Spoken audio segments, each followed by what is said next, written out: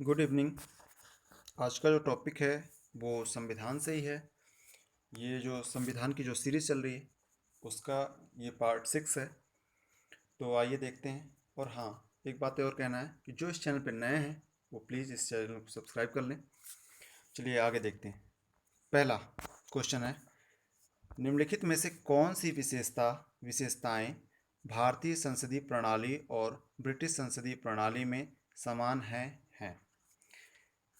पहला नंबर संसद की सर्वोच्चता, दूसरा निर्वाचित राष्ट्रपति, तीसरा बहुमत प्राप्त दल का शासन। नीचे दिए गए कूट का प्रयोग कर सही उत्तर चुनिए। ए नंबर ऑप्शन है केवल एक और तीन, बी नंबर ऑप्शन है केवल एक और दो, सी नंबर ऑप्शन है केवल तीन, डी नंबर ऑप्शन है उपयुक्त में से कोई नहीं।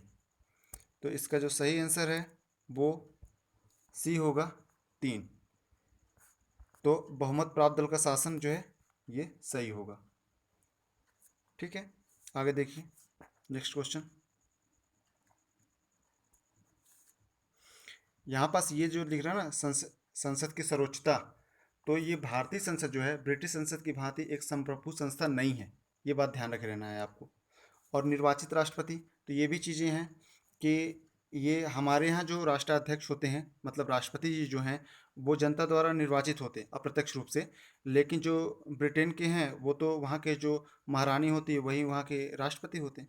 तो ये ध्यान रख लेना। बाकी ये जो है कॉमन है, तीसरा नंबर। तो इसका आंसर सी होगा। नेक्स्ट क्वेश्चन दूसरा,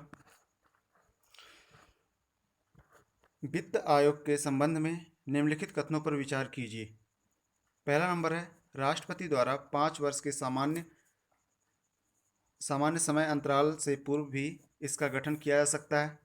दूसरा, इसके सदस्य पुनर्नियुक्ति के पात्र नहीं होते। यहाँ पास पुनर्नियुक्ति होगा, यहाँ फिर नियुक्ति अलग हो गया, ये अलग है। पुनर्नियुक्ति दोनों साथ में सुधार लीजिएगा। तीसरा, राष्ट्रपति द्वारा इसकी रिपोर्ट संसद के दोनों सदनों के समक्ष प्रस्तुत की जाती है। उपयुक्त कथनों में से कौन सा से सही हैं। ए नंबर ऑप्शन है केवल एक और तीन, बी नंबर ऑप्शन है केवल तीन, सी नंबर ऑप्शन है एक दो और तीन, डी नंबर ऑप्शन है केवल एक और दो। तो इसका जो सही आंसर होगा वो एक और तीन होगा। यहाँ पास पहला लिखा जो है, राष्ट्रपति द्वारा 5 वर्ष के सामान्य समय अंतराल की से पूर्व भी इसका गठन किया जा सकता है। तो बिल्कुल किया जा सकता है, अगर महसूस होता है उनको तो कर सकते हैं उससे पहले भी। दूसरा लिखा है, इसके सदस्य पुनर्नियुक्ति के पात्र नहीं होते। तो ये गलत है, पुनर्नियुक्ति के पात्र होते हैं। एक अध्यक्ष और 4 सदस्य होते हैं वित्त आयोग में, ये ध्यान रखिएगा। तीसरा पॉइंट लिखा है, जो राष्ट्रपति द्वारा इसकी रिपोर्ट संसद के दोनों सदनों में के समक्ष प्रस्तुत की जाती हैं। तो ये सही है, ये एक और तीन सही है। तो ये ध्यान रख लेना, एक और तीन सही होगा। और ये जो दूसरा नंबर जो बोला है ये गलत होगा। क्यों? क्योंकि इसके सदस्य पुनर्नियुक्ति के पात्र नहीं होते लिख दिया, अगर होते हैं तो सही होता। तो यहाँ पास ये गलत हो गया, ये और ये सही है, इसलिए हम आंसर ए को ले रहे हैं। अगला क्वेश्चन तीसरा, निम्नलिखित में से कौन से संविधान की मूल संरचना में सम्मिलित किए गए हैं। पहला, संसदीय प्रणाली, दूसरा न्यायिक समीक्षा, तीसरा आपातकालीन प्रावधान। नीचे दिए कूट का प्रयोग कर सही उत्तर चुनिए। ए नंबर ऑप्शन है केवल एक और दो, बी नंबर ऑप्शन है केवल दो और तीन, सी नंबर ऑप्शन है केवल एक और तीन, डी नंबर ऑप्शन है एक दो और तीन। तो इसका जो सही आंसर होगा वो ए होगा, एक और दो, संसदीय प्रणाली और न्यायिक समीक्षा। ये ध्यान रख लेना। अगला, निम्नलिखित में से कौन सी लोकतंत्र की विशेषताएं हैं। पहला, इसके परिणाम स्वरूप निर्णयन में तीव्रता आती है। दूसरा, यह निर्णय की गुणवत्ता में सुधार करता है।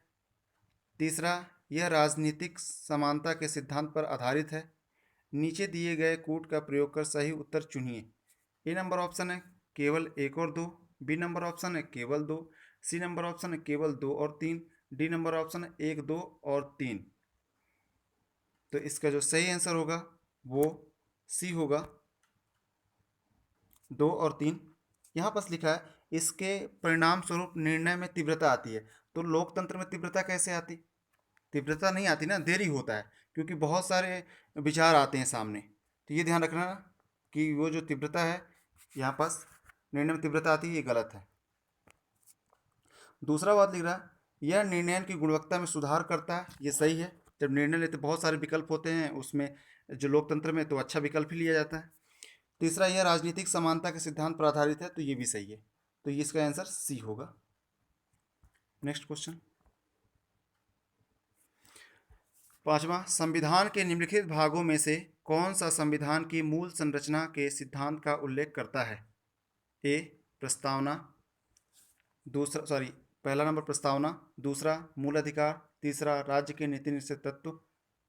नीचे दिए गए कूट का प्रयोग कर सही उत्तर चुनिए।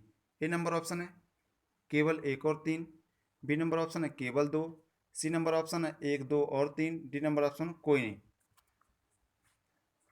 तो इसका जो सही आंसर होगा वो डी होगा, कोई नहीं। मूल संरचना का सिद्धांत एक न्यायिक नवाचार है जिसका संविधान में उल्लेख नहीं है, तो ये ध्यान रख लेना है। तो इसका इसलिए इसका डी आंसर होगा, क्योंकि वो दिया नहीं है इसमें। छठा नंबर क्वेश्चन, भारतीय संविधान को जीवंत दस्तावेज क्यों कहा जाता है? ए नंबर ऑप्शन है संविधान निर्माण के दौरान संविधान सभा में व्यापक चर्चाएं आयोजित की गई थी। बी नंबर ऑप्शन है संविधान मूल अधिकार के रूप में जीवन के अधिकार की गारंटी देता है। सी नंबर ऑप्शन है इसने विश्व के प्रमुख लोकतांत्रिक देशों के कई प्रावधानों को अंगीकृत किया है।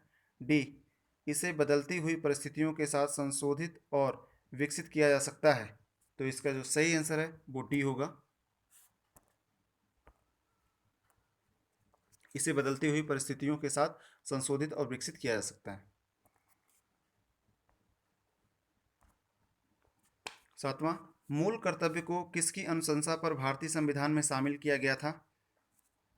ए नंबर ऑप्शन है सरकारी आयोग, बी नंबर है स्वर्ण सिंह समिति, सी नंबर ऑप्शन है एम एल सिंघवी समिति, डी नंबर ऑप्शन है पुंछी आयोग। तो इसका सही आंसर जो होगा वो बी होगा, स्वर्ण सिंह समिति।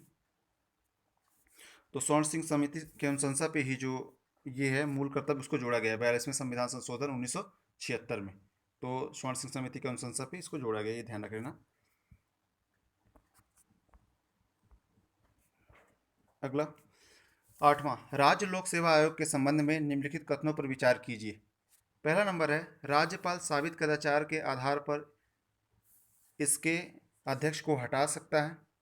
दूसरा, राज्य लोक सेवा आयोग का अध्यक्ष पद मुक्त होने पर भविष्य में किसी अन्य पद पर नियुक्ति हेतु पात्र नहीं होता।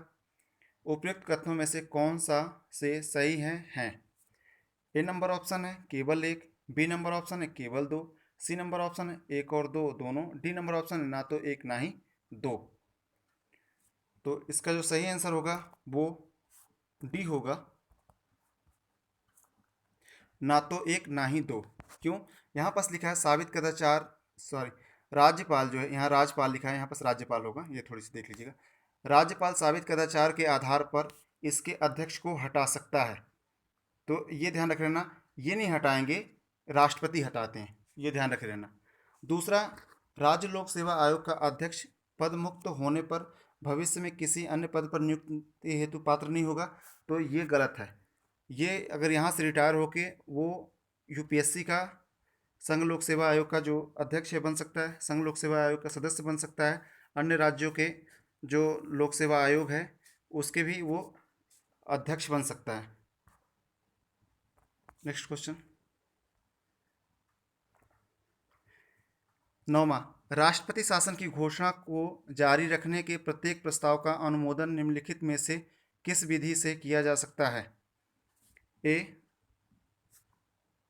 संसद के दोनों सदनों में साधारण बहुमत द्वारा, बी, संसद के दोनों सदनों में विशेष बहुमत द्वारा, सी, लोकसभा के साधारण बहुमत द्वारा, डी, लोकसभा के विशेष बहुमत द्वारा। तो इसका जो सही आंसर होगा वो ए होगा, संसद के दोनों सदनों में साधारण बहुमत द्वारा। 10वां क्वेश्चन है निम्नलिखित में से कौन सा एक राज्य के नीति निर्देशक तत्वों का मूल उद्देश्य है? ए, प्रतिष्ठा और अवसर की समानता। बी, राजनीतिक न्याय। सी, सामाजिक और आर्थिक लोकतंत्र। डी, आस्था की स्वतंत्रता। तो इसका जो सही आंसर होगा वो सी है, सामाजिक और आर्थिक लोकतंत्र। तो इस वीडियो में सिर्फ इतना ही। धन्यवाद।